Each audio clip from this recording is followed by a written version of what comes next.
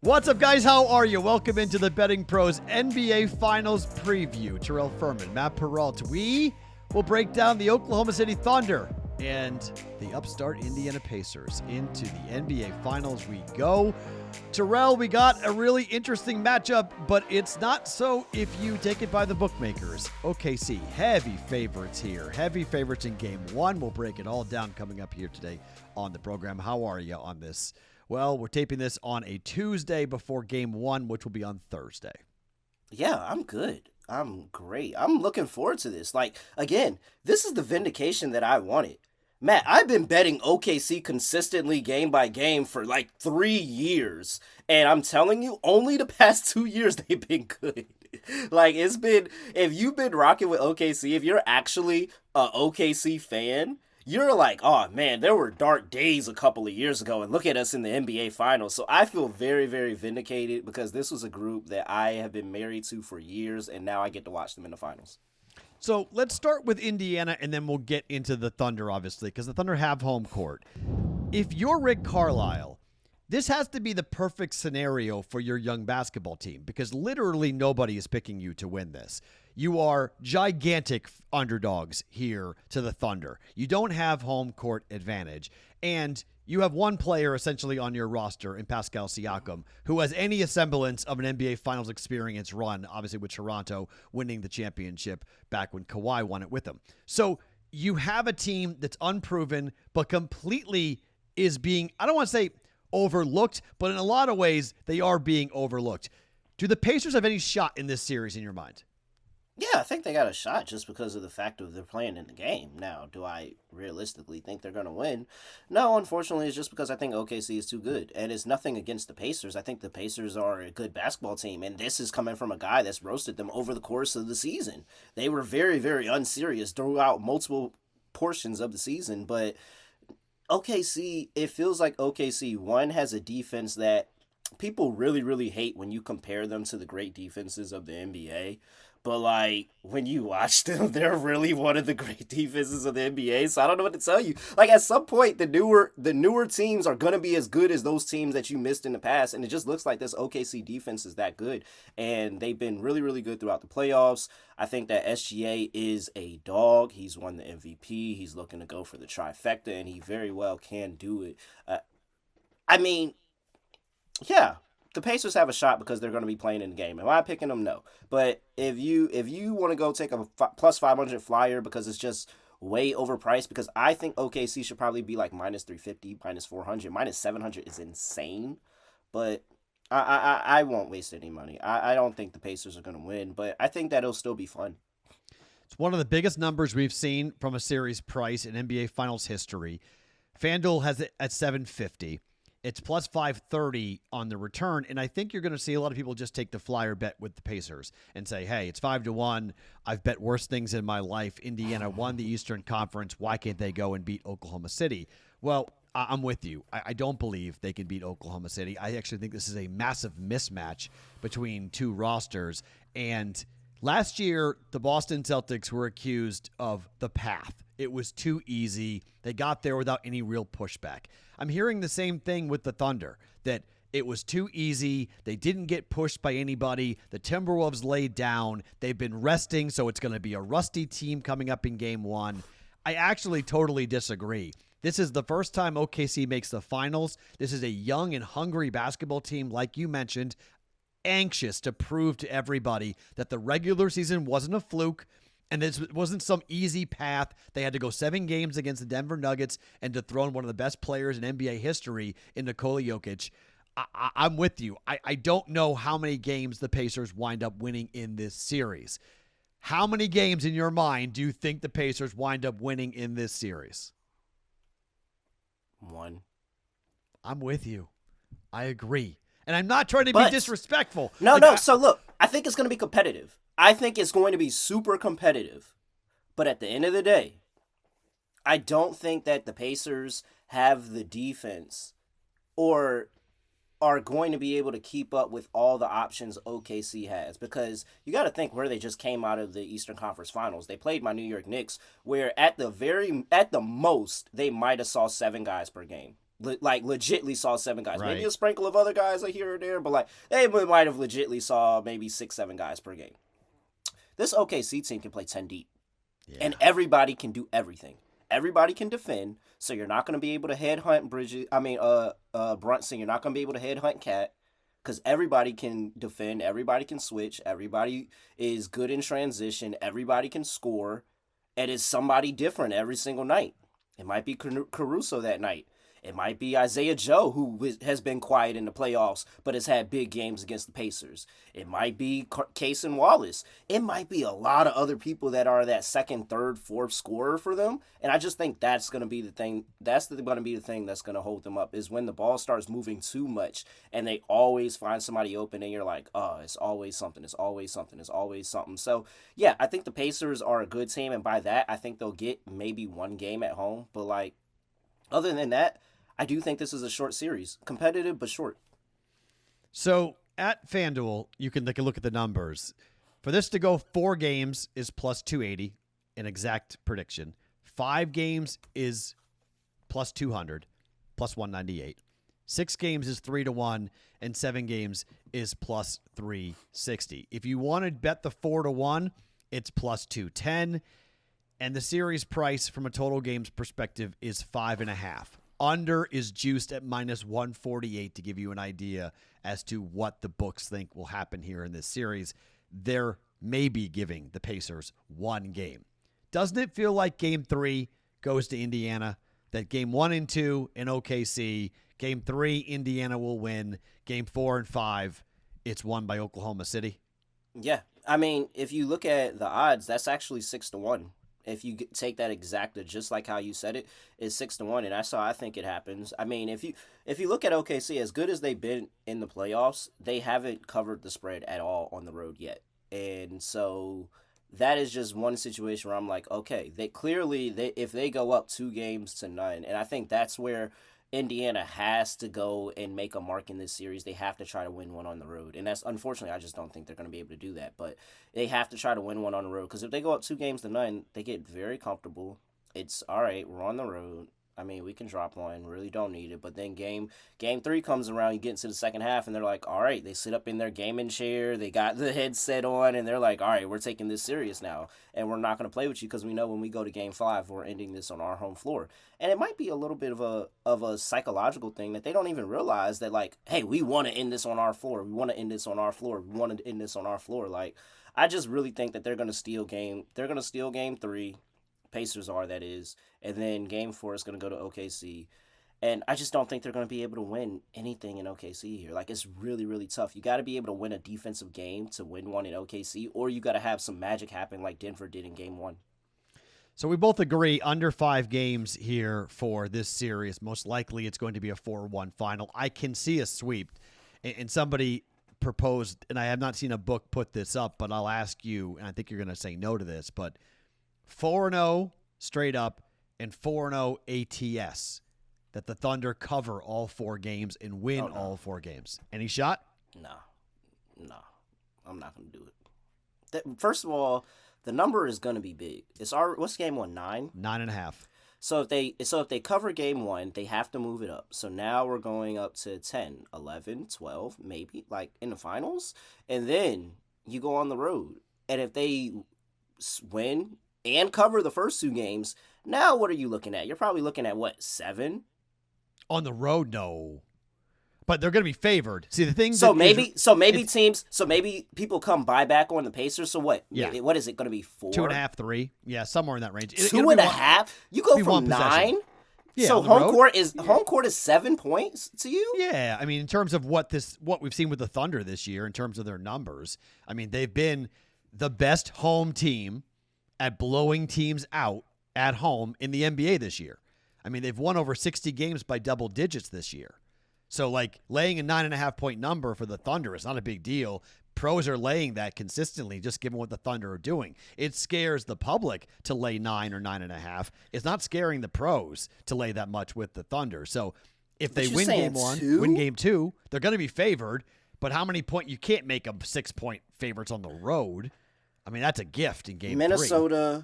Minnesota was down 2 games to none, and it was 3 that first game. Yeah, that's what it'll be. It'll be 2.5 or 3 in game 3. Be same price. I mean, game 1 and 2 were easily won by the Thunder, right? Yep. In the Western Conference Finals. They covered both. They covered both. They covered both games, and they went to game 3, and the number was short. So I just think that's how this series is going to play out. And then if they cover game 3, then you might see the 6 or the 7 in game 4. You might see that number go for a road favorite in the NBA Finals. But it's hard to cover these numbers on the road simply because of the distance between the games. Like, there's so much time. This is a television show. Like, this is not planned out the same way. They milk this so much to get as much airtime as possible. So I'll be really curious. We can get into game 1 here and move it into what happens in game 1, because I really think that the rust versus rest conversation is ridiculous for the Thunder, because I like your point about how deep they are. I don't think they were tired, and I think there could be a little bit of a slower start, but I think in the first quarter, I like the Thunder at home because of the energy in the building. It's going to be electric in there. And maybe in the second quarter, things kind of, maybe there's some legs issues or something that go on from a rotation standpoint with the Thunder. But it's -3 in the first quarter. So rather than laying the 9.5, which I do think at some point there's going to be a better number than that in game that we can take on the Thunder, 6, 5.5, somewhere in that range, and lay that versus laying 9.5. I like the first quarter, -3 for the Thunder to ride the energy of the home crowd, because these states in which there's only one professional sports team, and the Thunder have the entire state of Oklahoma and even northern Texas so locked in to what they're doing, it's a different environment. This is what they've been dreaming about, of having the NBA Finals. And it might be some loyalists over there in Seattle that's pulling for them too. Yeah, I agree. So I think that building is going to be, for the Pacers to walk in there in game 1. First time NBA Finals for so many of these players. We've seen Halliburton get overwhelmed by the moment against the Knicks at MSG at times. I just think this is going to be a first quarter. I expect a pretty decent lead in game 1 here after the first quarter. So I'm attacking that just in that market with -3 in the first quarter. But how are you going to attack game 1? So you look at the numbers, and OKC has been really, really dominant in one aspect here at home. And it's the opponent's team total. They are 1-8. Opponents are when playing OKC at home in the playoffs to their team total. Great stat. 1-8. I mean, and guess what the one win was? the debacle in game 1 against Denver, where Denver came all the way back. Yeah. And only time a team got over their team total. That was the overtime game? I don't think it was overtime. I think it ended in regulation, and we were pulling for overtime. I think the overtime game was another one. But yes, that debacle, that's what it takes for you to get over the team total against OKC at home in the playoffs. Oh yeah, I'll bet against the Pacers and not making that happen again. And yes, fast-paced game. I really do think that matters for an over, and I think I've seen a lot of people taking over because of the fast pace, and maybe the over still gets there because OKC just has this crazy scoring day. Yeah. But I think that OKC is good enough in transition on defense that it doesn't matter the pace of the game, and then OKC can also change this into a game that they feel more comfortable in, because while OKC plays fast, they can slow the game down, and they can play out of the half court pretty well as well, and let SGA get ISO ball a couple of times and start to go off there. And I don't think that they'll have anything for that. They couldn't stop Brunson. I don't think they're going to be able to stop SGA. So this is a really, really good spot where fade the team total for the Pacers. I think they're going to struggle with this OKC defense. It's going to be completely different than what they saw from the Knicks, because they were getting wide open shots from the Knicks the entire series. They're not going to get this in game 1 on the road here. And like you said, that atmosphere is going to be crazy. Love the Pacers team total under. I got it at 110.5, and I like it. Yeah, 231 is the total. And the problem with that, like you mentioned, is it can be 120 to 100, and it goes under. Like, how many points do we expect the Pacers to score? I think you're right on this. I think 105, somewhere in that range or under for the Pacers, just given the defensive intensity that we're going to see from all 8, 9, 10 guys coming at you, whether it be SGA, whether it be Dort, they're going to get up in your grill. And this fast-paced Pacers team, look what they did to the Timberwolves. Now, I know the Pacers play faster than Minnesota does, but they wouldn't allow Anthony Edwards to get going downhill. They just did a great job of handing him off and stopping his dribble drive and penetration to the rim. Halliburton does a very similar thing. Like, that's what gets him going when he can go up tempo in the open court and use his size to get to the rim. I think they're going to shut him down and make somebody else beat them. And I'm not sure who that's going to be. I know Pascal Siakam won the Eastern Conference MVP, Finals MVP.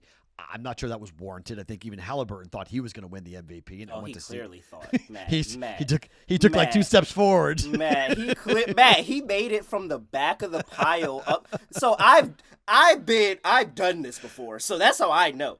He made it from the back of the pile and conveniently was up at the front. Like, yeah, if they call me, I'm right here. Like And then no, it was Siakam. So he wins it. So like that's my. I mean, obviously he can go off and be a big weapon here, but I look at, Miles Turner has to be such a big weapon here for his length, giving up against Chet and giving up against Hartenstein.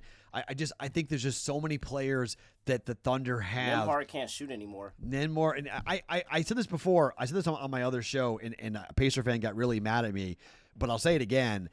I think at all 5 positions, the Thunder are better. At all 5 starting positions, I'll take the Thunder player in all 5. And okay, so let's look at this. We got point guard, SGA? You calling SGA the point guard? Sure, yeah. SGA, Halliburton, okay, check. Nembhard and, you could put them up between J-Dub or Dort. Right. Yeah, any combination of Nembhard and Smith. Right. Yeah, yep. Okay, all right, Matt. Hartenstein and... Chet. Hartenstein against Turner? Okay, so if you told me it was Hartenstein and Pascal, I'd be like, okay, maybe. But I think it depends Chet on how you. I mean, it's kind of like it depends on how, it's positionless basketball. Yeah. It depends how you put it. I could understand if he was a little upset if he thought Pascal was better than Hartenstein, but regardless, there is a very good point to be made that they aren't better at one position in the starting lineup. In the bench, whose bench would you rather have? I mean, I'd rather have the Thunder's bench. Yeah. So I mean, you can make a case that maybe Rick Carlisle's the better coach. Okay, maybe make that case if you want to, but I think there's an argument to be had. And for me, that would just be the fact of he's old and he's been around the league and he's done it before, and that's and he has a ring. Like, that's why you're giving it to him. But Dagnall's outplayed him throughout the entire year. So they've played 2 times this year, both with blowout wins by the Thunder. And the Thunder, obviously, the 1 seed, they have home court. They've been sitting and resting because they ripped through the Western Conference. I don't see a path here other than the Thunder giving up wide open threes and the Pacers shooting lights out for 4 games to win this series. That's why the price is where the price is. And I know it's disrespectful, and I know people in the public are going to run to the window to take the 5-1. This feels like a heavyweight boxing fight where there's a big favorite and everybody wants the dog to win, and then the dog is on the canvas looking at the ceiling in the second round saying, what the hell happened? And they got knocked the bleep out. I don't want to say this is not going to be a great series. I just don't think it's going to be a great series. I think OKC wins game 1 and 2. I think more than likely they cover games 1 and 2. And then game 3, like I mentioned, is a toss-up, probably goes to the Pacers, and then 4-5 goes to the Thunder. If that's the case, can anybody else besides SGA be given the MVP in your mind? No. Yeah, probably. You have to be at 30 points per game to win the MVP. You have to be north of 30 points per game because SGA is going to be at 30. And I think the only hope that you have for him not being at 30 is that OKC beat the crap out of them so bad that he didn't get the chance to even be in the game in the fourth quarter at times. But it is humans. Humans are voting, so that's the one issue with this is that human beings are the ones awarding this thing. So to your point, if SGA just is pedestrian, scores 25 a game, which is still great, but not great by his standards, maybe. But it's even for that, you have to have this other thing that you did that makes you even somebody that they consider. Because at least Andre Iguodala, his claim to fame was that he stopped LeBron. And that's where they were like, oh, wait, he stopped LeBron. Okay, that's what Iguodala had. What did J-Dub, you stopped Halliburton? Neesmith? What is it? If you're not scoring, what is that other thing? You have to have a triple-double. What is that other thing that you're going to have over SGA? There's nothing that you possibly going to have outside of the scoring, other than maybe you averaged a triple-double or some and crazy other stat. But, like, no, I don't believe it. I think it's SGA's. All right, let's say I'm wrong. Okay, let's say the Thunder, it goes 7. Pacers win in 7. It's an amazing series. Amazing, yeah. Historic. Anybody besides Halliburton win the MVP? They told you. They already primed it with Pascal. They did it last year with Jaylen Brown. They primed it, and you knew. That's why I bet him for Finals MVP last year, because, like, they already told us who they like better. They told us. Like, why are we don't have to go back and forth. Like, they told us who we like better, because I truly believe at this point it's a popularity award by the voters. Not a popularity award by the fans, the popularity award by the voters. Who do those Tim Bonaparte, who is it? Reggie Miller. You saw Reggie Miller had Halliburton. That's his guy. That's his favorite guy. He never talked about Pascal like he talked about Halliburton. Because Halliburton played his position, shoots threes like he does. They play like each other. So it's a personality. What's the word I'm looking for? It's a personality contest and popularity contest. Popularity. That's it. Popularity contest. And so yes, yeah. So I hate betting. I think it's Pascal. If the Pacers win, it's clearly Pascal. And SGA wins it if it's going to be the Thunder. I think you're probably right on that. That's why it's minus 550 on SGA to win the MVP. Have we seen the Finals MVP be different from the... Because I know the award is new, the Eastern Conference and the Western Conference. They're only like a couple of years old or something like that. Have we seen somebody be different? Well, I mean, Brown didn't win the Eastern Conference MVP, right? He won the MVP. No, he won the Eastern Conference too. He won them Eastern both? Conference. Yeah, he won them both. Okay. Finals. I don't know. That's a good question. MVP, past winners. Let me look this up real quick. Has it been different? I don't know. It's a great question. Yeah, so it would make sense. It would make sense to answer no. Pascal Siakam, Jaylen Brown, Jimmy Butler, Jason Tatum. So the only person that won the championship there was Brown, and Brown won MVP. So Western Conference. One for one. 1 for 1. And then let's see, Western Conference. Here we go. We've got... wait, hold on. So Luka, and then Jokic, Steph. Steph won it, Jokic won it, and then Luka lost. Yep. So there it goes. Let me ask you a couple of fun prop questions for the series, and this is coming from our friends at FanDuel, so just different books are going to have different markets, but this is one unique one. 17-1. Will either team beat the Celtics' single-game NBA Finals scoring record for a single game? 149 points is what Boston scored to set the NBA Finals scoring record for a single game. It's 17-1. Obviously, we think it's going to be the Thunder that would do it, but they've scored 148 in the playoffs. Well, I'll say they opened the door for it to be Indiana too, because if you remember Game 3 in the Western Conference Finals, Minnesota put up 143. Okay, true. So the door is open for it to be Indiana as well. And either team score 150. It's got to be 150. Either team do it? At 17-1, I don't think it's horrible, because at one point it's just, will somebody give up? That's all you're hoping for. Somebody just give up that day. Because it's not going to be like a close, it's not going to be a close game where both teams are at 140 and trying to push it. It's got to be somebody gave up. And OKC has the bench where all of them in the finals are going to continue to put up threes, are going to continue to put up shots and keep going. I don't think it's likely, but it's a chance. I mean, both of these two teams can put up 130. If I feel confident of you to put up 130, then it just takes a little bit of giving up on the other end, and next thing you know, you're at 150. So and then I probably won't bet it, but I think that at 17-1, it's not horrible. At 30-1, will either team break the single quarter NBA 3-point made record, which is over 10? No. 11 made threes, 30-1 to hit 11 threes in a quarter. I don't know that. Given where the NBA is, if somebody gets goes crazy and hits 5 by themselves, and the other guys hit 6. I don't think either team is that good of a 3-point shooting team that they just go ahead and get bomb it away. Yeah, like I don't, because you have to put up the attempts to even get there for one, and then in one quarter. Yeah, It's a I lot. don't know. Like, because It's a who lot. says consistent? Like, who says consistent to be able to do that? Nah, I don't think that. I don't like that one. I like the 150 at 17 to 1 better than that at 30 to 1 actually. And finally, this would probably only be Halliburton, but Magic Johnson set the record for the single assists. Oh, the 22. 22. They ask this every year. It's 100 to 1. They ask this every year, and I just think those are the records that I think are gonna stay in the record books. Like the Magic 22. There's even more. Like there's the rebounds one. It's like 40 something rebounds that you have to get to break the rebounds record. It's like all of those are the ones that are just gonna stand the test of time. Like. Let's see. The rebound, do they have that up? I'm not sure. The rebounding one's not up. The steals one is up. That's Robert Ory's 8 steals. That's 100 to 1 to get 9 steals in a game. Curry's single quarter NBA Finals 7 made threes by one player. That's 100 to 1. And then the block record set by Dwight Howard, that's 200 to 1 to record 11 blocks in an NBA Finals game.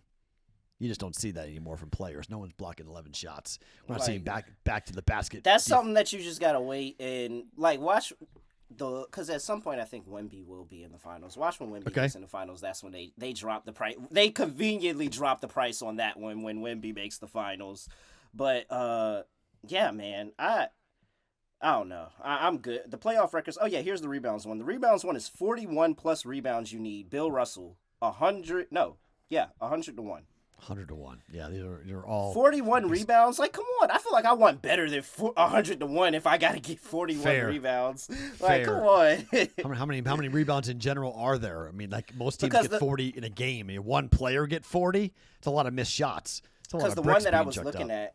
The one that I was looking at for a while, that I was like, "Oh, SGA might be able to get that one." Is the points one? But then I saw what the number was, and I was like, "Oh my god, 62 points in a game." Yeah, forget it. Only 60 to 1 for 62 points. Like that's not even. I could build a parlay with 60 points, and it'd be more than 60 to 1. Nah. Fair. All right, as we wrap, let's get to our plays here for the NBA Finals in game number 1. What are you playing for the finals? All right, we both talked about it. Under for the series, total games 5.5. Played that, and I did play in game 1 the Pacers team total under 110.5. I will throw. I don't like to throw out any type of leans or anything like that. But one thing that I am considering, and I haven't gotten there yet, is J-Dub. His points per game for the series is at 22.2, I think, something like that. And I think that's a little bit too much, just because again. They've been bad on the road, and when he's bad, he bottoms out. Like he's like 6 points per game, and if you have a 6 point per game, that's going to bring your average really down. So I'm getting very, very close to betting J-Dubs under points per game for the series. I haven't gotten there yet though. For me, I bet before game 7 of the second round against the Denver Nuggets, it was plus 110. It was going to be the last time the Thunder would have been plus money. And so I jumped on that. So it's not fair to give out a number that's been gone for 2.5 weeks with the Thunder plus 110, but I'm letting that ride. If I was going to bet something, though, I think your under 5.5 games is a really good play. Shop, though, I wouldn't pay the juice. Like FanDuel at 148 is a bit ridiculous. It's a 125 last I checked on BetMGM. Yeah, so shop around. There's going to be different prices at different books. Definitely find the under 5.5 games at a price that's going to be cheaper than what FanDuel has. I'm sure there'll be some books that will have better prices. So find the best price on that and bet under 5.5 games. I think that is a gentleman's sweep. I think it's a 4 to 1. I hope I'm wrong. I really do. If you ask me who I want to win, I'm okay with either one. I think the Thunder are a really cool story. I think it's awesome for the NBA to have a team that has been somewhat maligned because of what happened with Kevin Durant and that whole James Harden, Russell Westbrook iteration that never really lived up to the hype. And now this iteration with SGA and Chet and company, it's wild to watch them be this good. And I think they are a historically good team that I don't care about the path. I think they're really good. They're really well coached. They play great defense. They're fun. They're up-tempo. I don't care about the referees. If I hear about Pacer fans crying about SGA getting calls, I'm going to freak out. Okay, that's not why they're going to lose this series. It's not the guys in the stripes. It's because the players on the Thunder are really damn good. So, like the Thunder, 4.5. But for game 1, I'm going to use the environment. I'm going to use the energy in the first quarter and lay 3. Don't lay 3.5, but lay 3 here. It's book dependent. Some are at 3.5, some are at 3. Lay the 3 on the Thunder to go ahead and have a 3-point lead or better in the first quarter, after the first quarter of game number 1. I do think the under in game 1 is a decent look. I know you talked about leans. Under 231, I think everyone's betting over. Everyone's assuming pace, and I think your point is completely accurate. They're overlooking the defense for OKC. They're overlooking just how good they are in the wing and how just fundamentally sound they are defensively. That this is not the Knicks. This is not anyone in the Eastern Conference. The West has been very, I don't want to say, wide open outside of the Thunder, but like you look at the teams and how they've played, it's been OKC. It was the Wild Wild West. It was everybody else. It was the Wild right? Wild West. It was OKC. craziness. It was OKC, and then everybody else. It was a massive difference. The East was far more jumbled up with the Cavaliers and the Celtics, and then the Knicks, and there's just a lot more teams in the East now with the Pacers coming out of it. We overlooked the Thunder. We didn't give them enough respect all year for just how good they were. I think the under 231 in game 1's a good look, but your look at under team total for the Pacers, I like that as well coming up. All right, fast break bets. Terrell, if guys want to go and watch, what are they going to see when they listen to you each day talking both WNBA and NBA basketball? Oh, well, it's going to be even more basketball as we get into the summer because, man, I'm a degenerate. I love watching different basketball leagues. Big Three. Oh, have wow. fun with there. Yeah, Whoa. we're going to have fun. We're going to have fun with Whoa. the Big Three. TBT, I love the TBT tournament. That's fun. That's nostalgic. So we're going to continue this going. When NBA stops, it's WNBA, and then we got all the auxiliary leagues that we talk about as we roll on along here. So basketball never stops. It's 24/7 all year round. There's always a basketball league going on. It's pretty cool. For myself with the Daily Juice podcast, you guys will get that every single day, either on your audio podcast platforms or on our YouTube channel for Betting Pros. Baseball, obviously, we're heavily into that. Look, the Cup Finals for hockey, that's going to be hyper competitive. I don't think the NBA Finals will be, but we know that the Panthers and the Oilers are going to go 6 or 7 games. It's going to be a really fun series back to back. So we'll have that covered for you, obviously, with the Major League Baseball, and we'll even maybe get into college baseball at some point during the month of June because we're going to run out of things to bet, unfortunately, because I do think this NBA Finals is going to be over kind of quick. So I hate all baseball days, so I might be having to get into the exotics and, as you call, the auxiliary leagues with college baseball. Come over to Summer League. Come on over to the dark side. That's here. That's in Vegas. I can bet that live. That's here. I can bet that in person, so I can go watch that, let alone bet that. He is Terrell Furman. I am Matt Perrault. Thank you guys for watching. This is the last time we're going to be talking to you guys for the NBA season. Let's see if Terrell and I are right. The Thunder, your 2024-25 NBA champs. I say in 5. So is Terrell. Let's see what happens. If you disagree with us, tell us in the comments. Make your own predictions on this one, and then we'll be back next year for another NBA live stream here on the Betting Pros YouTube channel.